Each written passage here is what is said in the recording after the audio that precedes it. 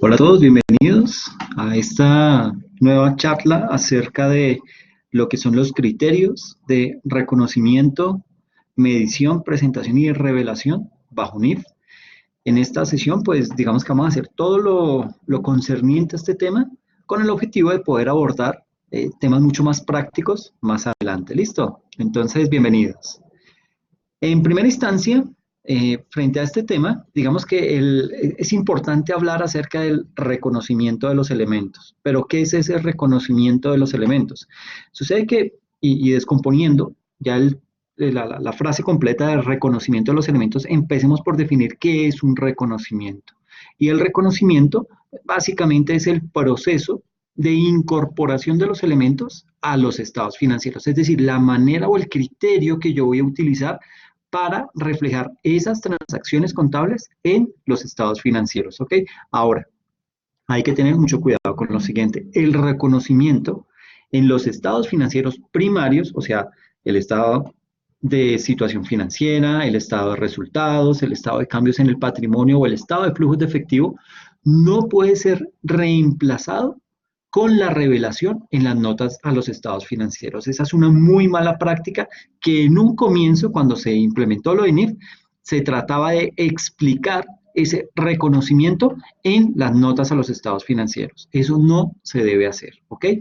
El reconocimiento se hace anterior al momento en que yo voy a empezar a contabilizar esas transacciones en mi contabilidad, es decir, puede llegar al nivel de política contable. ¿Listo? Ese reconocimiento de los estados, digamos que exige el cumplimiento de una serie de características cualitativas que resultan ser fundamentales, que superados, pues garantizan lo que es la relevancia y la fidelidad de la información presentada. ¿Ok? Ahora bien, todo el tema de, digamos que la recomendación y la buena práctica que se debe arraigar entre todos los implicados con la contabilidad es tener bien claro los conceptos y los requerimientos que dan las NIF para cada una de esas partidas que se quieren presentar en los estados financieros. De ahí que sea muy importante todo el tema que tiene que ver con, digamos, con las definiciones. Es decir, por ejemplo, a nivel de activo, ¿qué dice el estándar internacional que es un activo? Pues que es un recurso controlado por la entidad como resultado de sucesos pasados y del cual se espera obtener beneficios económicos en el futuro. En la misma condición, pasivo lo define el estándar internacional como una obligación presente de una entidad surgida de sucesos pasados, al vencimiento de la cual y para cancelarla, nosotros como entidad, como empresa, esperamos desprendernos de recursos que incorporan beneficios económicos. ¿Ok? Ingresos, ¿qué dice el estándar internacional frente a la definición de ingresos? Son aquellos incrementos en los beneficios económicos producidos a lo largo del periodo sobre el que se informa, ya sea como entradas o como incrementos de valor en los activos o decrementos de las obligaciones. ¿Listo? En el mismo orden, define lo que son gastos, y se determina como aquellos decrementos en los beneficios económicos producidos a lo largo del periodo sobre el que se informa, a manera de salidas o disminuciones del valor de los activos o bien por la generación o aumento de los pasivos. Eso básicamente es la definición. Digamos que los estándares internacionales incorporan las respectivas definiciones en cada una de sus normas, ¿ok? Pero también, digamos que nos podemos llegar a apoyar en lo que es el marco conceptual.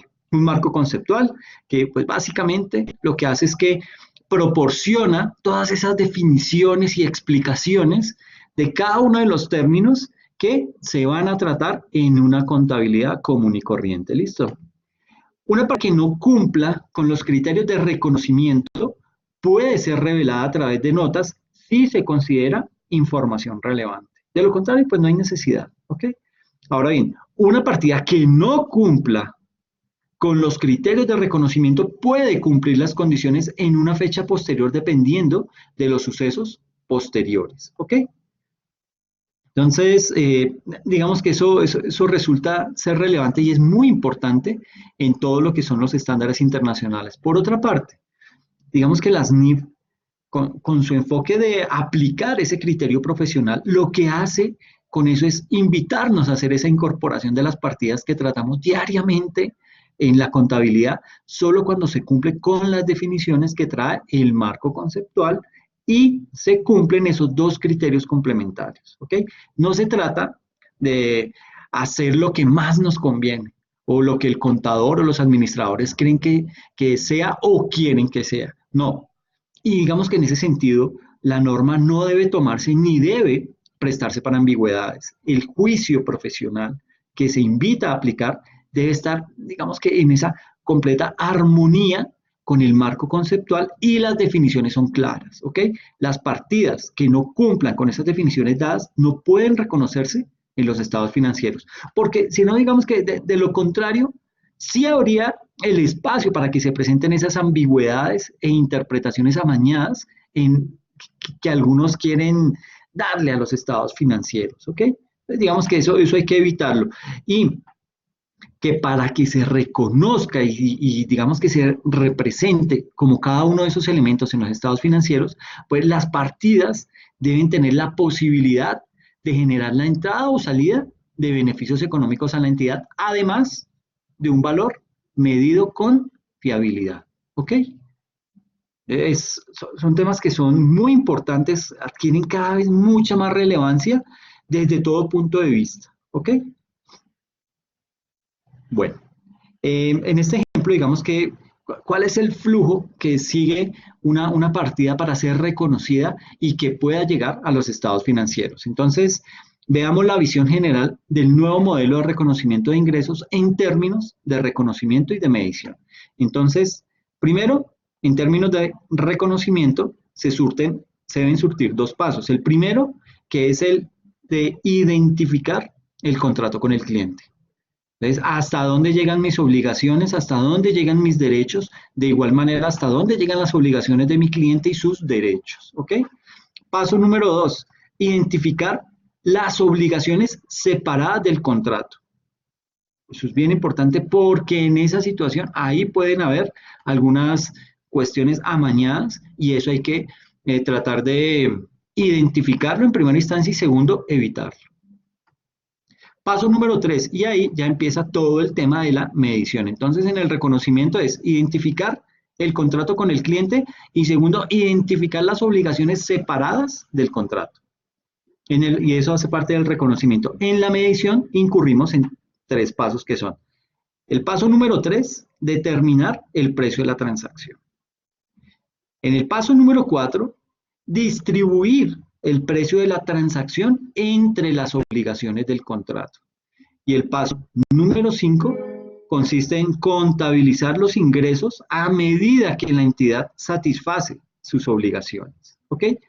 Eso es bien importante dejarlo claro porque digamos que en la medida en que apliquemos ese debido orden, pues las cosas nos van a surtir mucho más fácil de aquí en adelante. ¿Ok? Bien. Siguiendo con el tema del reconocimiento, el reconocimiento requiere 3 requisitos, ¿ok? El primero es el cumplimiento de la definición. El segundo, que sean probables los flujos de efectivo asociados al elemento. Y el tercero, que el elemento se pueda medir con fiabilidad. ¿Listo? El primer requisito, el cumplimiento de la definición, digamos que para el reconocimiento es que los elementos cumplan con la definición para poder ser reconocidos, ¿ok? El cumplimiento de la definición confiere relevancia a la información, pues digamos que los elementos tienen capacidad de influir en la estimación de los flujos de efectivo futuros. Sin embargo, y aquí hay que ser claros, esta condición no es suficiente. Es necesario que la información supere un doble análisis relacionado con la relevancia y con la fiabilidad. ¿Ok? El segundo requisito que dice que sean probables los flujos de efectivo asociados al elemento, digamos que en este punto, desde este segundo requisito, los elementos deben reconocer cuando la incertidumbre que rodea a los flujos de efectivo que se van a derivar está controlada en unos niveles aceptables por el usuario, de manera que la consideración de esos flujos de efectivo sea relevante. ¿Listo? Y ese tercer requisito que dice que el elemento se pueda medir con fiabilidad, digamos que debe ser posible obtener una medida del elemento, ¿ok? La medición no tiene que ser exacta. La incertidumbre, digamos que forma parte del proceso de formulación de los estados financieros. Ahora, a la información se le exige que esté libre de error. Para evitarlo, digamos que se recurre en ocasiones a revelar información en las notas a los estados financieros sobre los procesos para medir y, en los casos más extremos, con un rango muy amplio de mediciones probables, es más fidedigno revelar estas circunstancias en las notas que, digamos, reconocer un valor singular altamente incierto. ¿Ok? La incertidumbre puede estar referida en primera instancia a la existencia de los elementos. ¿Ok? En segunda instancia a los flujos de efectivo que se derivarán en forma de cobros o pagos. Y en tercer lugar a la medición de los elementos. ¿Listo? Ahora sí ya pasemos a hablar del tema de la medición. Entonces, el marco conceptual define medición como ese proceso de determinación de los importes monetarios por los que una entidad mide los activos, mide los pasivos, los ingresos y los gastos en sus estados financieros. ¿Ok? Entonces, es ese proceso que determina los importes monetarios. Eso es medición. ¿Ok? La medición involucra la selección de una base de medición. En los estados financieros se emplean diferentes bases de medición y digamos que también con diferentes grados y en distintas combinaciones entre ellas. Tales bases o métodos son los siguientes: el costo histórico, el costo corriente, el valor realizable o de liquidación y el valor presente. ¿Listo? Ahora bien, digamos que ese proceso de medición para los elementos que integran el estado de situación financiera, pues digamos que es continuado en el tiempo mientras el elemento sea controlado por la entidad. De ahí que la medición tiene lugar en dos momentos. Primero, en el reconocimiento, que esa es como la medición inicial, ¿ok? Y al cierre de los estados financieros, que es esa medición posterior. Por su parte, digamos que los elementos incorporados al estado de resultados se miden por referencia a la medición de los elementos del estado de situación financiera. ¿Ok?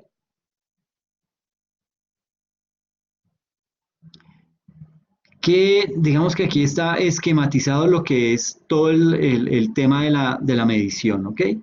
En primera instancia, pues digamos que la elección de las bases de medición se realiza al nivel de cada norma concreta. En ocasiones se deja a juicio del preparador de la información una medida alternativa cuando la base de medición preferente no se puede obtener con suficiente fiabilidad o con suficiente fidelidad. ¿Ok? El emisor selecciona las bases de medición que mejor contribuyen a la consecución de las características cualitativas de la información, tanto las fundamentales como las de mejora. ¿Ok? Digamos que las decisiones sobre las bases de medición corresponden normalmente al emisor de normas. ¿Ok? En algunas ocasiones, ese emisor exige analizar las circunstancias que rodean a la explotación del activo o digamos que a la forma de cancelación del pasivo para que ese preparador elija la base de medición. Así, digamos que si un paquete de bonos cotizados en un mercado de valores es adquirido con la intención de obtener utilidades ante la expectativa de una caída de las tasas de interés, pues el criterio de medición que mejor permite estimar los flujos de efectivo al cierre del ejercicio es el valor corriente. ¿Ok? De lo contrario, si esos mismos bonos se adquieren en un modelo de negocio sustentado en cobrar los intereses y el capital al vencimiento, el criterio de medición más adecuado sería el costo amortizado. ¿Ok?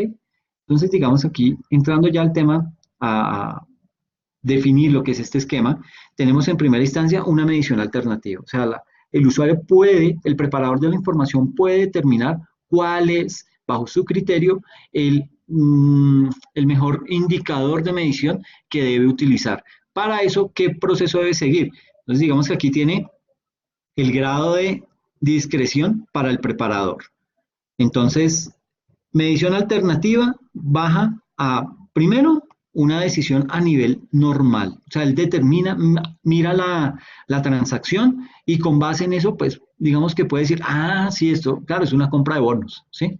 Pero sucede que la forma en que yo voy a medir esa compra es determinando qué voy a hacer con esos bonos, ¿sí? Si los compro para tener algo de, digamos, una inversión a largo plazo o una inversión en la que solo quiero obtener intereses, pues digamos que cada una de esas va a ser diferente el mecanismo de medición, ¿ok? Entonces, esa sería la primera decisión a nivel de norma, ¿ok?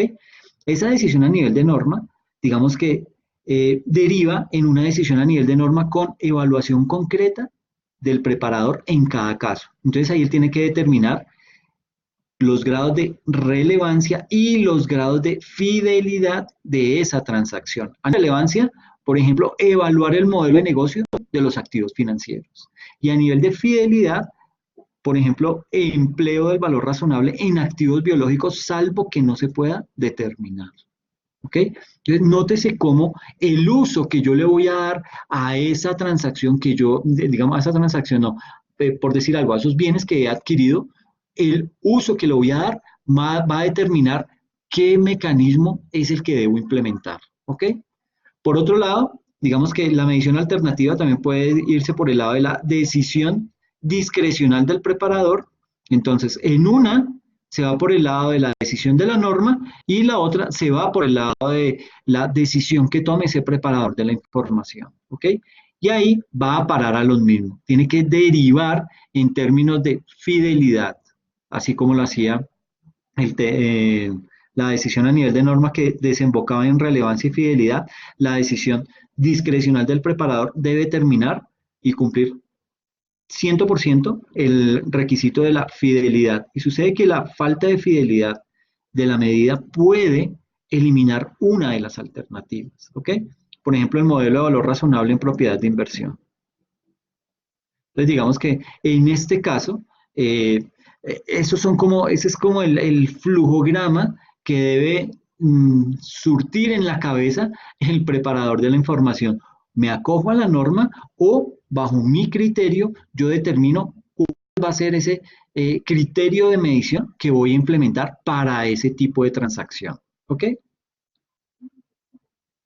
Bueno, ahora vamos a entrar a ver lo que son los criterios de medición. Esos criterios de medición, digamos que, y viéndolo también desde una forma esquemática, tenemos lo siguiente. Sucede que los criterios de medición se agrupan en dos categorías.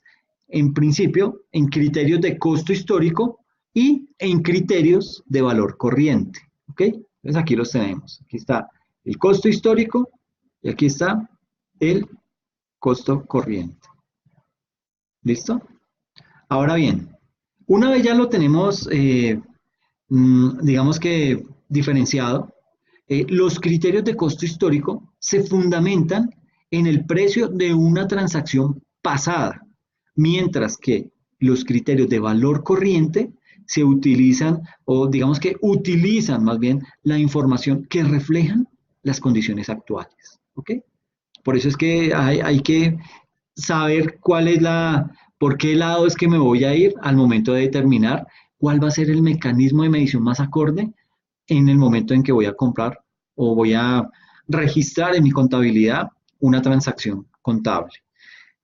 Digamos que aquí en la diapositiva se muestra la clasificación de los criterios de medición. ¿Listo? El marco conceptual ha sido superado por la normativa que se ha emitido con posterioridad a este. De esta manera, la proliferación del uso de valores corrientes llevó a lo que se conoce como la NIF número 13, que específicamente trata sobre el valor razonable como para dotar de homogeneidad al concepto cuando se utiliza en las normas. ¿Ok? Entonces aquí tenemos el costo histórico por un lado, que son, bueno, tenemos medidas de valor que se clasifican en dos, basadas en el costo histórico o basadas en valores corrientes, ¿ok? Basadas en el costo histórico es una transacción pasada y en valores corrientes pues es algo que estoy haciendo el día de hoy. Entonces, para esas transacciones basadas en el costo histórico, pues tengo que utilizar necesariamente ese costo histórico. Y ese costo histórico, pues digamos que voy a calcular, como habla de una transacción pasada, pues tengo que traerla a valor presente, de ahí que sea importante este tema, calcularlo en valor presente. Mientras que cuando es una transacción basada en valores corrientes, pues tengo que someterme o bien sea al costo corriente o bien sea utilizando el criterio del valor realizable neto. ¿Listo? Obviamente, estas, pues digamos que en ese primer rubro, pues es, digamos que hasta ahí llegaría esa parte, pero ¿qué pasa? Que ese valor, y digamos que siguiendo por la línea de estas basadas en valores corrientes, cuando yo ya tengo esas estimaciones del mercado, entonces yo lo que hago es que empiezo a medir eso bueno, digamos que, y aquí como para hacerme entender un poco más el tema, digamos que hasta acá era como se hacía anteriormente, ¿ok? Toda esta sección, ¿listo? Pero con las normas, con la implementación de la NIC 36 y de la NIF 13, digamos que ya se está empezando a hablar de convertir ese tema de valor presente más todo lo que estoy hablando de esas transacciones basadas en valores corrientes, esas dos vienen y derivan en valor razonable, y digamos que valor razonable hace referencia a esas estimaciones del mercado, es decir, que yo determino ese producto o ese activo, cuánto vale en el mercado y con base en eso lo costeo en mi contabilidad. De igual manera, también tengo que contemplar lo que es el valor en uso. Y digamos que este valor en uso lo que hace son unas estimaciones específicas en la entidad. ¿Ok? Todo esto, digamos que es la forma en cómo yo debería, como preparador de la información contable, organizar esos criterios o seguir esos debidos pasos para poder determinar cómo voy a costear o cómo voy a registrar esas diferentes transacciones en mi contabilidad, ¿ok? Las críticas al valor razonable, como ahí hay un término que es como muy fuerte, como gasolina que incendió el fuego en los mercados, no se han visto soportados por la investigación científica, ¿ok?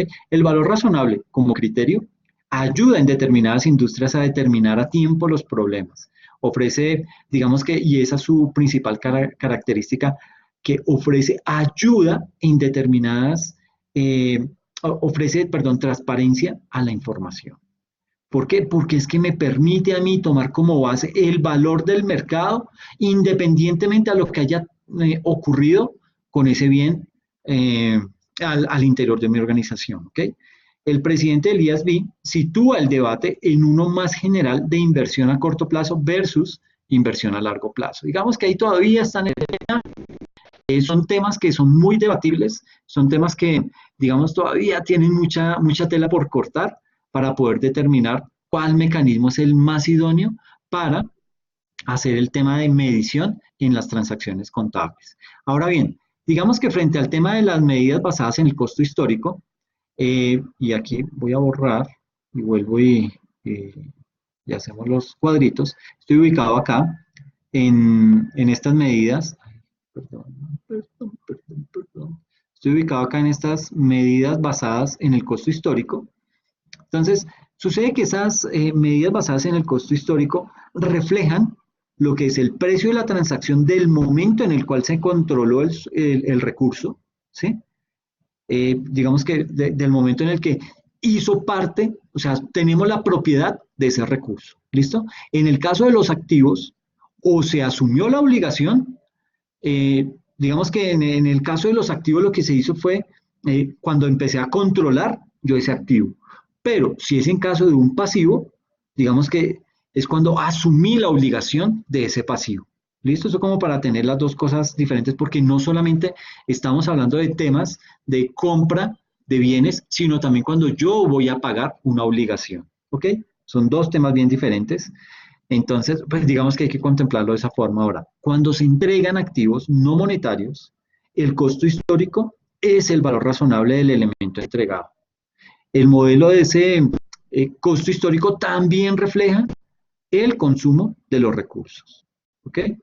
Y frente al tema de las medidas basadas en valores corrientes, en ese orden de ideas, pues digamos que eh, las medidas a valor corriente recogidas en el marco conceptual son el costo corriente o de reposición y el valor realizable neto. Ese costo corriente o de reposición es una medida definida como un valor de mercado de entrada con un significado, llamémoslo, equivalente a un costo de reposición y digamos que con escasa acogida en la normativa. Por ejemplo, se utiliza como medida del valor de recuperación de los inventarios de materias primas y esto pues digamos que está albergado en la NIC número 2 en su párrafo 32, ¿ok? En su lugar, el valor razonable es uno similar, pero entendido como un valor de salida, ¿ok? Hasta la NIF 13, el concepto de valor razonable podría haber sido identificado con ese costo corriente. ¿Y por qué? Porque digamos que en esa norma se uniforma para toda la normativa con muy limitadas excepciones como un valor de salida. ¿Ok? Por otra parte, el valor neto realizable es el precio que obtendría la entidad por un elemento menos los costos estimados para terminar su producción y los necesarios para llevar a cabo la venta. ¿Ok? Puede ofrecer, digamos que unos resultados similares al valor razonable. Los modelos del valor corriente son mucho más apropiados para actividades en las que la rentabilidad depende en gran medida de los recursos controlados y reconocidos en el estado de situación financiera. Las, las mediciones a valores corrientes son relevantes. ¿Y por qué son relevantes? Porque tienen un marcado carácter predictivo. ¿Ok? Entonces, tienen ese carácter predictivo en los modelos de negocio, pues basados en financiar a terceros, bien con fondos o bien con estructura productiva a través de su arrendamiento, etcétera, etcétera. La determinación del valor razonable, digamos que ahí el valor razonable, llamémoslo como que es ese precio que sería recibido por vender un activo o pagado por transferir un pasivo en una transacción ordenada entre participantes del mercado en la fecha de medición. Y digamos que esa es la definición que se encuentra en la NIF número 13 en su párrafo 9. ¿Ok? Esta definición presenta cuatro elementos. Por un lado, el elemento objeto de medición. Por otro, la transacción sobre la cual se medirá el valor razonable. En tercer lugar, los participantes en el mercado. Y finalmente, el precio. Esas son las cuatro condiciones que se deben mirar cuando yo estoy haciendo la medición bajo valor razonable. ¿Ok? Hay dos ideas esenciales en el concepto de valor razonable. El primero es que es un precio de salida y se determina desde la perspectiva de los participantes del mercado y no desde la situación de la entidad. Medidas que se pueden determinar de manera similar, pero desde la perspectiva de la entidad son el valor realizable neto o el valor en uso. ¿Ok? Listos. Vamos a ver ahora, y digamos que un tema también relevante que resulta bien importante y es algo de lo que hemos estado hablando a lo largo de esta presentación, que es la NIF número 13. Y son, digamos que aquí lo que vamos a hacer es identificar esos pasos a seguir para efectuar la medición a valor razonable. ¿Ok? El primer paso que hay que identificar, entonces lo voy a marcar acá, el activo, hay que identificar el activo o pasivo concreto que es de la medición, que es objeto de la medición. ¿Listo? Pues bajo ese orden de ideas, el activo o pasivo objeto de la medición puede ser un elemento individual o un conjunto de elementos, ¿ok? Dependiendo de cuál sea la unidad de cuenta a efectos de reconocimiento y previsto por la norma correspondiente. Por ejemplo, la determinación del valor razonable de una propiedad de inversión que se encuentra en alquiler debe considerar los flujos contratados a la hora de estimar los flujos de efectivo totales pues digamos que el activo presenta una restricción que es la imposibilidad de generar otros flujos de efectivo durante ese periodo. Y ahí digamos que es importante hacer notar que la restricción debe afectar al elemento y no a la entidad. ¿Ok? En segunda instancia, todo lo que tiene que ver con la premisa de valoración en el caso de activos no financieros. Entonces, bajo ese punto de vista, esa premisa de valoración solo es aplicable a los activos no financieros. Digamos que ahí los instrumentos financieros tienen establecido contractualmente los flujos de efectivo que van a generar, por lo que la premisa de valoración viene determinada por esas características. ¿Ok? La premisa de valoración se determina desde la perspectiva de los participantes en el mercado. ¿Y por qué? Porque digamos que, dado que el valor razonable no es una medición específica de la entidad. ¿Ok? Por ejemplo, eh, una entidad desea medir el valor de una fábrica. ¿Sí? El suelo sobre el que se sienta puede tener diversos usos.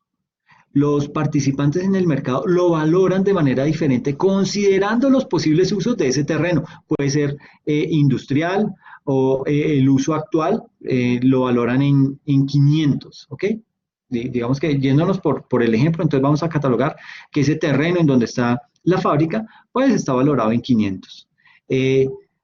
Digamos que si fuera residencial, el que ofrece un retorno superior, una vez descontados los costos de demolición de la fábrica, lo valoran en 1.500. Entonces, digamos que dependiendo de ese uso, pues va a adquirir un valor netamente diferente. ¿Cuál sería la opinión frente a ese tema, a ese ejemplo? Digamos que el máximo y mejor uso del conjunto es el precio que se obtiene dándole un uso residencial, que es de 1.500, ¿ok? Y a esto, pues digamos que hay que ajustarlo por los costos de demolición. Esta premisa de valoración implica que el terreno vale 1.500 y la factoría vale cero, ¿ok? En este caso, digamos que el IASB considera que es mucho más relevante esta información que haber ofrecido la información según el uso actual de la entidad. Ahora bien, la entidad debe revelar en las notas este hecho y por qué no utiliza el activo según su máximo y mejor uso. Eso está explícito en la NIF número 13, en su párrafo 93. Entonces, digamos que surge, y ese es un tema que se presenta en el día a día, ¿no?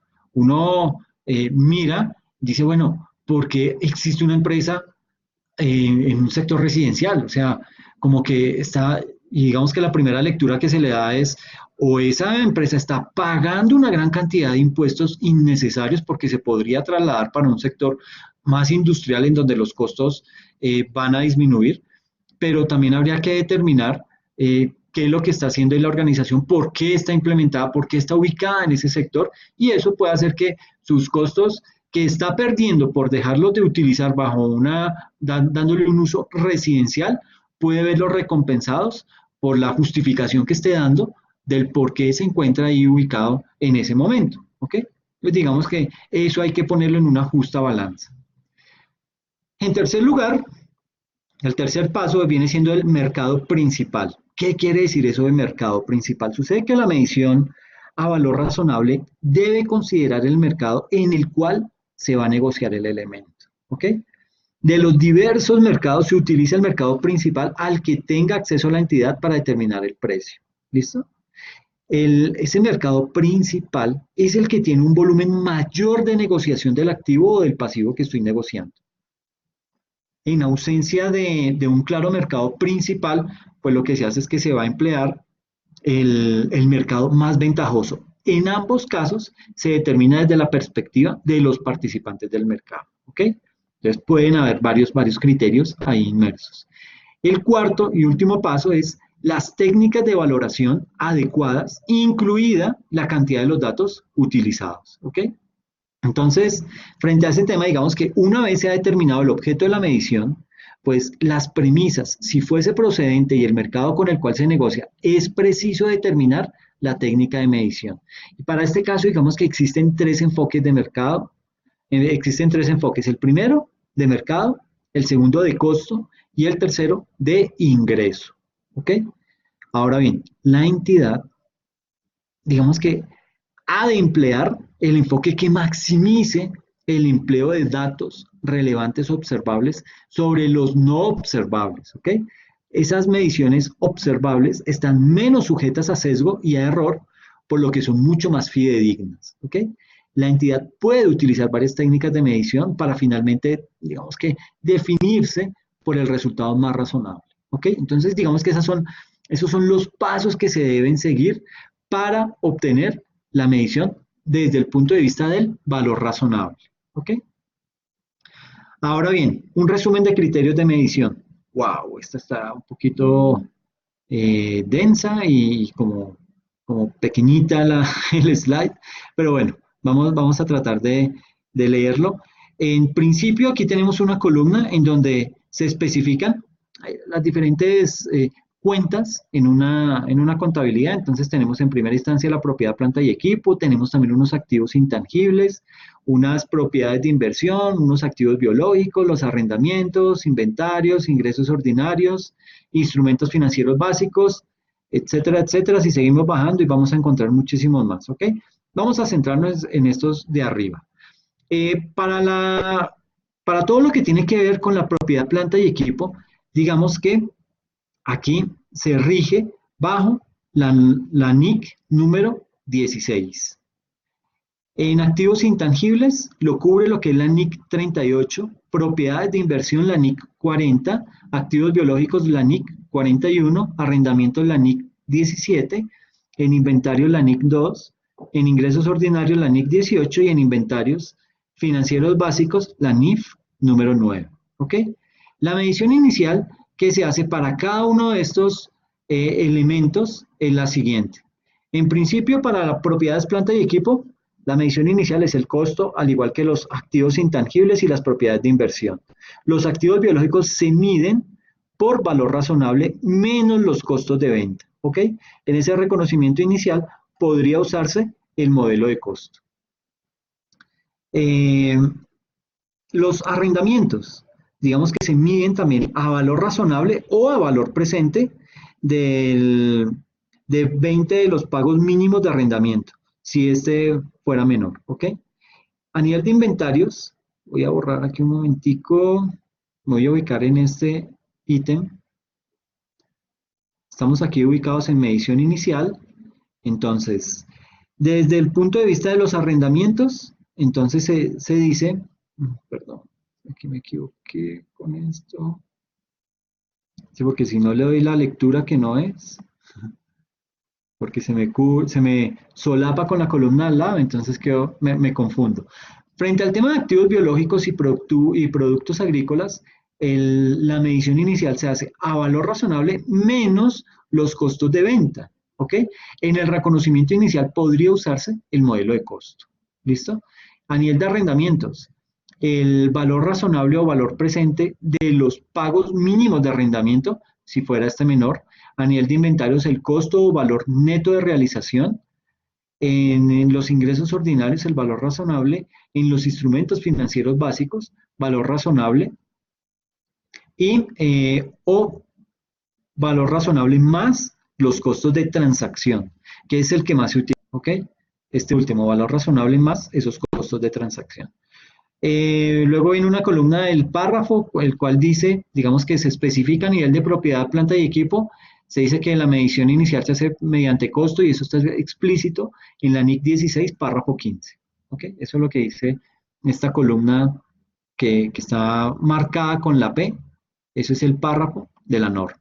¿Listo? Pero eso, pues digamos que ahorita no es de nuestro interés. La medición inicial es una cosa, luego viene la medición posterior. Esa medición posterior, digamos que para el caso de propiedad, planta y equipo, se hace con base en el modelo de costo o modelo de revaluación. ¿Listo? Y ahí también viene una columna al lado que dice el párrafo de la norma que hace referencia a esa medición posterior. Entonces, en propiedades, planta y equipo, la NIC 16 habla en su párrafo 15 de la medición inicial y en su párrafo 29 habla acerca de la medición posterior. ¿Listo? De igual manera, para los activos intangibles, la medición posterior es en modelo de valor razonable o modelo de costo Para propiedades de inversión es modelo de valor razonable o modelo de costo. Para los activos biológicos, igual, modelo de valor razonable o modelo de costo. Arrendamientos, digamos que depende de la clasificación inicial, ¿sí? El activo podría tratarse como propiedad, planta y equipo o como propiedad de inversión o un intangible. Frente a inventarios, el costo o valor neto de realización, y digamos que se determina de ahí el menor. A nivel de ingresos ordinarios, pues depende del tipo de activo eh, en el, en el que quede retenido el derecho de cobro. Y a nivel de instrumentos financieros básicos, todo se hace a nivel de medición posterior bajo el valor razonable o costo amortizado. ¿Ok? La medición para el tema de balance de apertura, o sea, cuando uno hacía la transición a NIF, entonces digamos que propiedad, planta y equipo se hacía a valor razonable, activos intangibles con valor razonable, propiedades de inversión a valor razonable. Nótese que casi todos contienen el valor razonable. ¿Listo? Arriendos también valor razonable. Mm, instrumentos básicos financieros a valor razonable. Instrumentos financieros derivados también a valor razonable, es decir, casi que la unidad de medición por excelencia resulta ser el valor razonable. ¿Listo? Y frente a eso, digamos que era para el tema de cómo se hacía la medición inicial y la medición inicial, la posterior y la medición para el balance de apertura desde el punto de vista de las NIF para grupo 1. ¿Listo? Para las pequeñas empresas, pequeñas y medianas empresas, digamos que a nivel de propiedad, planta y equipo no se permite el modelo de revaluación para el tema de todo lo que tiene que ver con los activos intangibles. En la NIF para pymes no se permite el modelo de revaluación, no existen intangibles con vida útil indefinida ni generados internamente. A nivel de propiedades de inversión, digamos que se hace el costo menos el uso del valor razonable. Igual para los activos biológicos, para los arrendamientos es de igual manera el costo menos el uso del valor razonable. En los inventarios, pues no existe diferencia entre la NIF para grupo 1 como la pequeña para las pymes. A nivel de ingresos ordinarios, las transacciones clasificadas como corrientes no se descuentan, etcétera, etcétera. Y digamos que cómo se manejaba desde el punto de vista de la contabilidad antigua cada uno de estos ítems de medición, pues para propiedad, planta y equipo se utilizaba el valor de realización o el valor actual o valor presente. ¿Listo? Para todo lo que tiene que ver con activos intangibles, se utilizaba el valor recuperable de su uso, el valor recuperable de su uso futuro o su valor de realización. Para para propiedades de inversión, digamos que aplica el mismo de propiedad, planta y equipo, valor de realización, valor actual o valor presente. Para el de activos biológicos, igual que el de propiedad, planta y equipo, que es valor de realización, valor actual o valor presente. Lo mismo que para los arrendamientos, se utiliza el mismo criterio, valor de realización, valor actual o valor presente, etcétera, etcétera. Entonces, nótese cómo, de acuerdo a cada norma, puede que se utilice una medición de costo diferente dependiendo cómo esté yo catalogado en la implementación de mis NIF.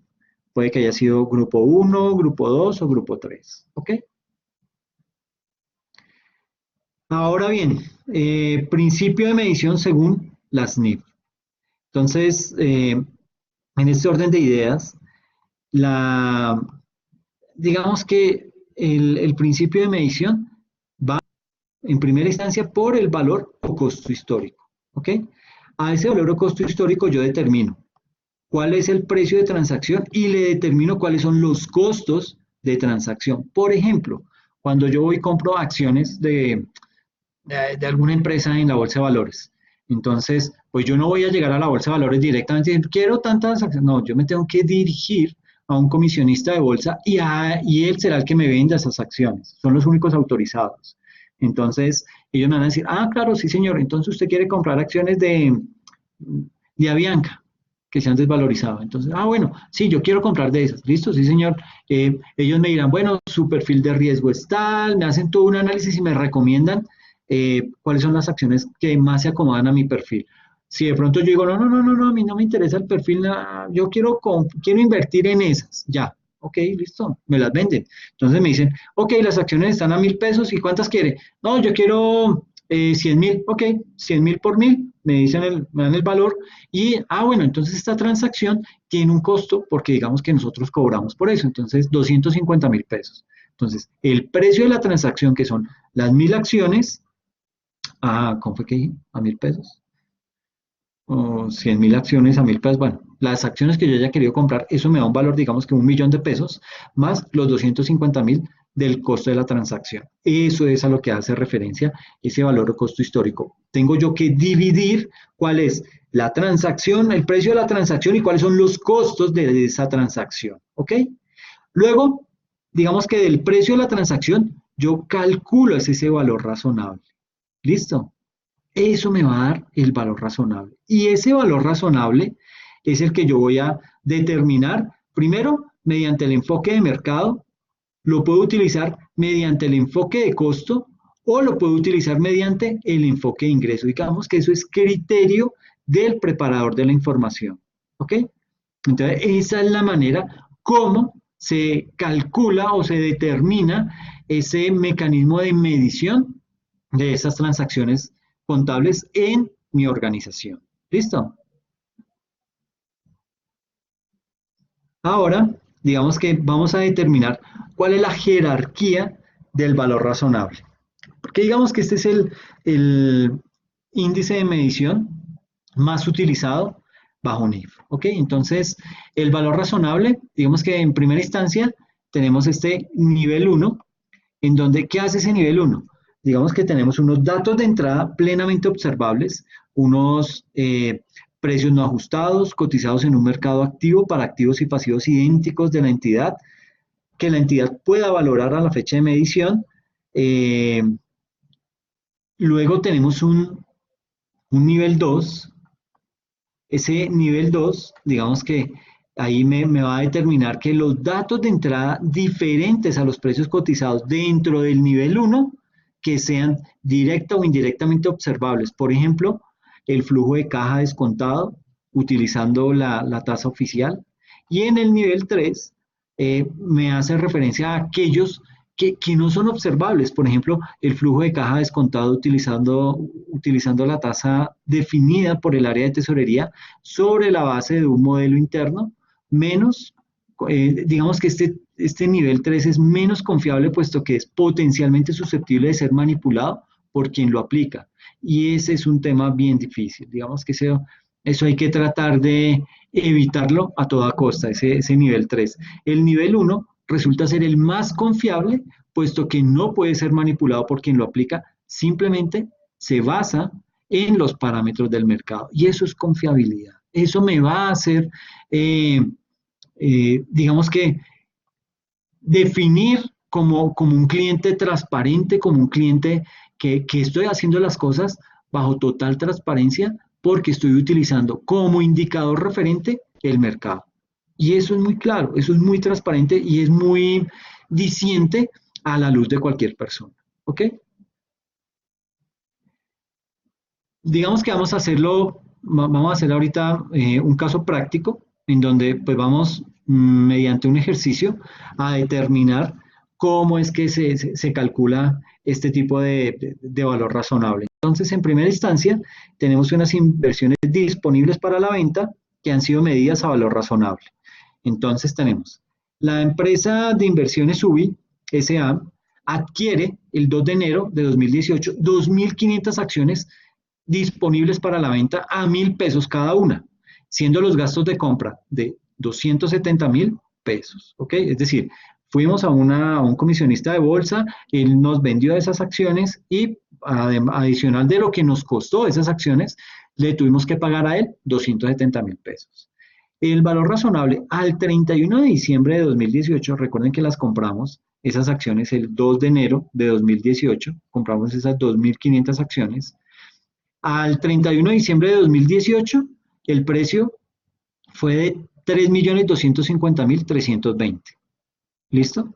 Y sucede que el 31 de julio de 2019 vendimos las acciones por 3.630.500. Es decir, las compramos a 2.500 y compramos 2.500 acciones a 1.000 pesos. Eso me da 2.500.000. Pero ya 31 de diciembre estaba valorado en 3.250.320. Y para el día en que las vendimos, 31 de julio de 2019, esas acciones ya valían 3.630.500. Entonces, con base en eso, se solicita, primero, determinar el costo de adquisición. Ya saben ustedes que fue los 2.500 por 1.000 más los 270.000. Segundo, determinar el valor razonable al 31 de diciembre de 2018. Tercero, determinar la utilidad de venta de las inversiones. Y por último, efectuar los respectivos asientos contables. Entonces vamos el primer punto, ya lo sabemos, compramos las acciones, entonces compramos 2.500 acciones a 1.000 pesos y le debemos sumar los gastos de compra de esas acciones. Eso me da un total de 2.770.000 pesos, que son 2.500 acciones por 1.000 pesos cada una, 2 millones y medio más los 270.000 de costo de los gastos de compras, entonces me da 2.770.000. Ese es el costo de adquisición. Ahora, ¿qué pasó a 31 de diciembre del 2018?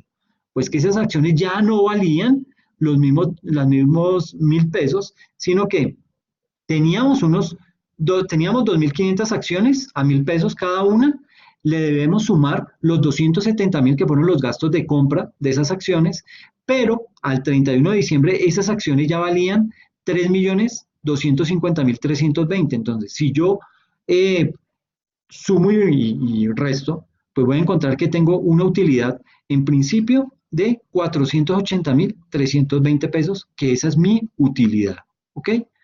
Entonces, a la compra inicial, a esos, digamos que ese costo inicial de esa compra fue de 2.770.000 pesos y las vendí a 3.250.000, resto de eso y me da lo que es la utilidad, que en este momento está por 480.320 pesos, ¿ok? Así es como se calcula esa utilidad. Tengo que de todas formas, al costo inicial, sumarle esa utilidad, esa diferencia a favor que tengo al momento en que estaban valoradas esas acciones al 31 de diciembre de 2018. Pero me dicen, bueno, al 31 de julio usted vendió esas acciones. ¿Y en cuánto las vendió? Ok, voy a mirar. Me dicen que las vendimos las vendimos por 3.630.500 pesos. Entonces, 3.630.500 menos los costos iniciales de esa compra, que fueron 2.770.000, quiere decir que yo gané por esa inversión 860.500 pesos al 31 de julio, ¿ok? Entonces fue una buena inversión, siempre estuve ganando, nunca perdí y recuperé mi inversión y le obtuve unos buenos rendimientos a esa inversión. Ahora, ¿cómo se hacen esos asientos contables? Pues fácil, digamos que en principio debo registrar los costos de adquisición a 2 de enero de 2018. Entonces tengo unos activos financieros, inversiones que digamos que los catalogamos como unas inversiones en una compañía hotelera. Entonces en el débito, 2.770.000 contra la forma en que la pagué. Entonces creé una cuenta por pagar comerciales al comisionista de bolsa por 2.770.000 pesos. Luego entro y castigo esa obligación porque ya la voy a pagar. Entonces tengo la cuenta por pagar a comerciales, comisionistas de bolsa de 2.770.000 al débito contra un disponible o bancos por valor de 2.770.000 pesos. ¿Ok? Entonces, registro primero la obligación, digamos, la compra junto con la obligación, luego castigo esa obligación contra mis bancos y luego entro y hago lo que fue el ajuste a valor razonable a 31 de diciembre de 2018, que fue, digamos, ese activo financiero, esa utilidad que obtuve al cierre de esa fecha. Entonces lo llamo activo financiero e inversiones y queda clasificado en la cuenta revalorización de acciones por valor de 480.320 contra unos ingresos no operacionales catalogados como otros en revaloración de acciones por valor de 480.320. Y ahí queda cruzado, quedan sumas iguales. Luego hago lo que es la venta de las acciones al 31 de julio. Ahí entonces tengo un disponible que me entra por haber vendido esas acciones por valor de 3.630.500 contra un activo financiero de inversiones en acciones de compañía hotelera al crédito por 3.250.320 y tengo unos ingresos no operacionales catalogados como otros en revaloración de acciones por valor de 480.320 al débito y en definitiva ya tengo los ingresos no operacionales, utilidad en venta de inversiones por valor de 860.500. Esto me da sumas iguales, 4.110.820 pesos, ¿ok? Digamos que esa es la forma como se hace la respectiva medición, los cálculos de la utilidad y lo que esa inversión me generó como rendimientos, y al final pues hago todo el tema de los asientos contables, ¿ok? Pues nada, espero que el tema haya sido claro, que haya sido un tema de pronto que tenía un alto contenido de teoría, pero digamos que es válido. Es un tema que hay que saber su esencia, saber por qué fue emitido de esa forma, cuál es el mejor mecanismo que yo debo utilizar para poder entrar a estimar y a medir mis activos o todo lo que tengo a nivel de transacciones en mi contabilidad, ¿ok? Y cerramos con un ejercicio práctico que es muy sencillo, pero muy diciente a la vez, ¿ok? Bueno, muchachos, espero que este tema les haya servido, que sea de su interés y de su agrado. Y nos estamos hablando en una próxima oportunidad. Muchas gracias. Que pasen bien.